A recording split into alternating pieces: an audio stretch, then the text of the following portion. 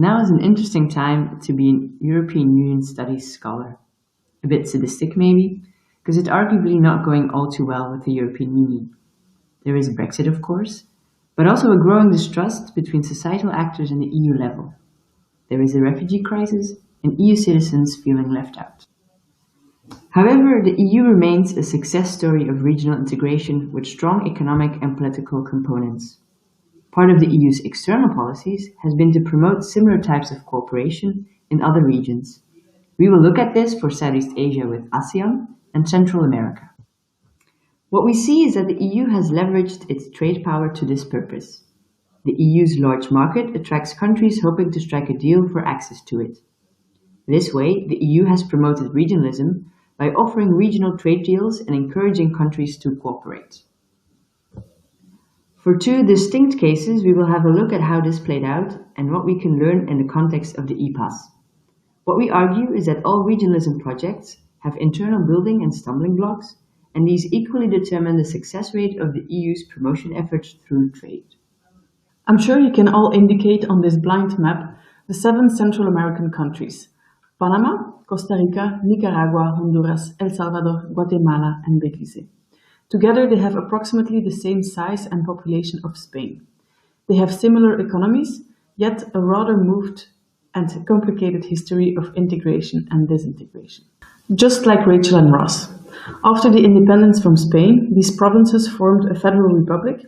It then dissolved, there was a civil war, independent countries, different attempts to regional integration, more civil wars, and today there is formally a common market and steps towards a custom union. As building blocks, we see a historical attachment to the ideal of a regional community. They also face a lot of similar issues, such as security or environmental challenges.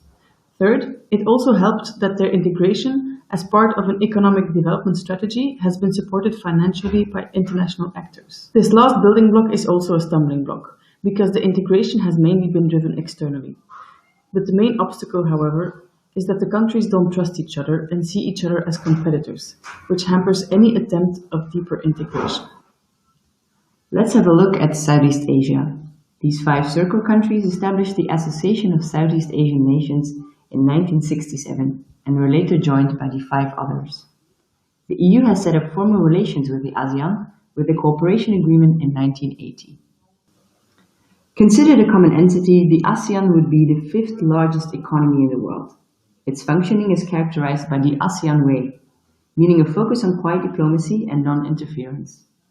I will show that these elements are at the same time building as well as stumbling blocks for regional cooperation. Driven by the 5 original members as an anti-communist bloc, the ASEAN today is mainly focused on bringing down trade barriers.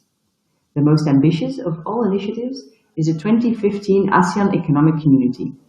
Coined by the media as the Force Awakens, the AEC aims for the free movement of goods, services, and skilled labor.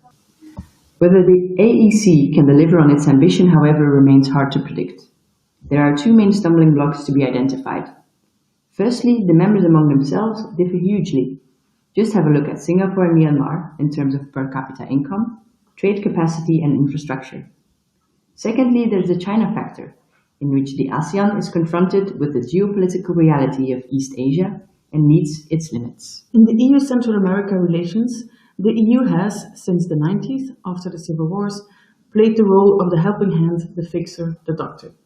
Significant here is the San Jose Dialogue, promoting peace and democracy, and beneficial market access for these countries. Here, the EU did not expect regional integration. Now there is a free trade agreement between the EU and Central America. This agreement required regional coordination and integration, which the EU puts forward as an accomplishment, even though the US already concluded such an FTA in 2006. However, there are still a lot of internal disputes. The EU-ASEAN relationship was and is a textbook example of interregional cooperation. Arguably, the EU as a driver has been a sufficient yet not necessary condition of ASEAN regional cooperation. Relevant here is the failed attempt to negotiate an EU-ASEAN free trade agreement. The 2009 initiative quickly hit the limits of intra-ASEAN differences. The EU blamed different levels of ambition as the main element for this failure, although the EU never really considered taking the developing countries of ASEAN on board. Today, the EU focuses on bilateral FTAs with Singapore and Vietnam, yet at the same time still supports many ASEAN-wide integration capacity-building projects. Three features are relevant when comparing these at first glance very different cases. First, the leverage of the EU, which was much bigger in the case of Central America. Second, even for countries sharing a lot of similarities, integration is a bumpy road. And thirdly, there are always different speeds between economic and political integration. Lessons learned for the EPAs. Trust and bottom-up willingness are essential to the process of integration. And a common goal, as well as a minimum of institutionalization, is necessary. A recurrent critique on the EU is that it presents regionalism as a one-fits-all solution, when it should actually take the specific building and stumbling blocks of each region into account. Thank you for listening.